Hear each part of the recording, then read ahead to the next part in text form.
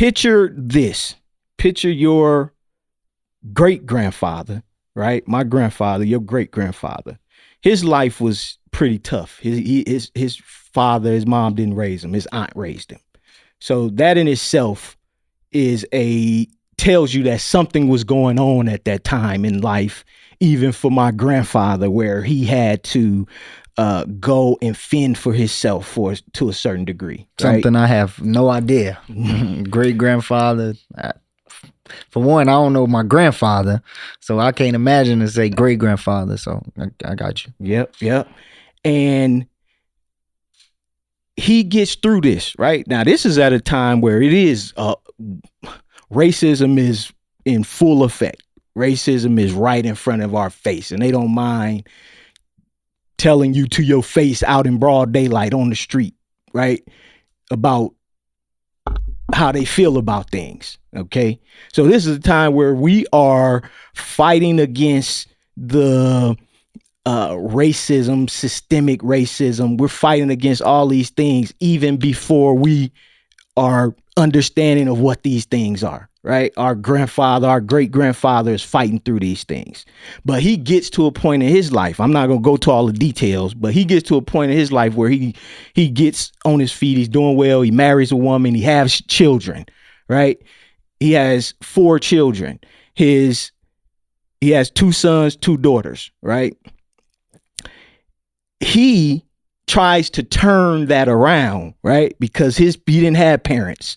So he tries to turn that thing around. He is there from day one to day end, right? He's active. He's making sure that his kids have as much as his kids can have, right? He's trying to give them the life that he couldn't have. Now, somebody would look and they would say, that is what we want. That's how you stop the cycle, right? That's how you change the cycle. That's how you switch things up by doing that, right? But in Black America, it don't always work like that. Just because you got to a place where you have money, because you have resources, don't mean that the obstacles that you're going to have to face are going to somehow disappear because you got money. You Black, but you got some money, right? So that in itself is something that we have to acknowledge. We have to acknowledge that this is just because you got money, just because you get to a place where I can afford to give my kids more than the other Black kids, right? Doesn't mean that my kid is escaping the environmental things that are going on around them that are going to guide and direct them in some way. You get what I'm saying? Mm-hmm. So this is something that we are trying to still bring that turn of back, right? Between me and you, we're still fighting to turn that thing over of something that your great grandfather was trying to do. My grandfather was trying to do with his children. So let's get into the crux of what happens, right? So my father, your grandfather, which just so is known, I don't know my grandfather. I don't know.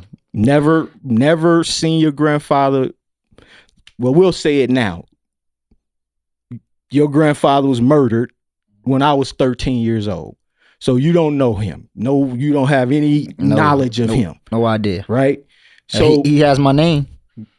You carrying it well too, son. He has my name. Well, I have his name, I guess. You know. Yep. But picture this. Picture your grandfather. He has an older brother. You have a younger brother, right? And imagine that he's going through childhood and he's growing up watching his brother. Him and his brother are really close, right? And they are some of the best dressed kids. They got all of the perks and amenities that most Black kids want. They are having it, right? And it is